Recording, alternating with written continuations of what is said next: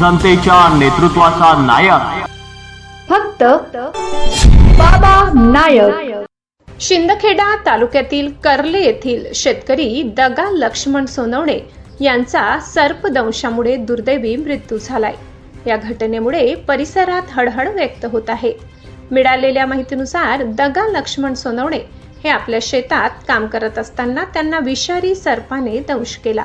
त्यानंतर त्यांना तातडीने उपचारासाठी दोंडाईचा ग्रामीण रुग्णालयात दाखल करण्यात आले।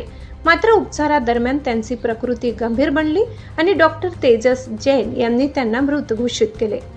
कैलासवासी दगा लक्ष्मण सोनवणे यांना 2 मुले, 1 मुलगी असा परिवार असून या घटनेमुळे कर्ले गावावर शोककळा पसरली असून शेतकऱ्याच्या अकाली निधनाने नातेवाईक व ग्रामस्थांमध्ये दुःखाचे वातावरण आहे।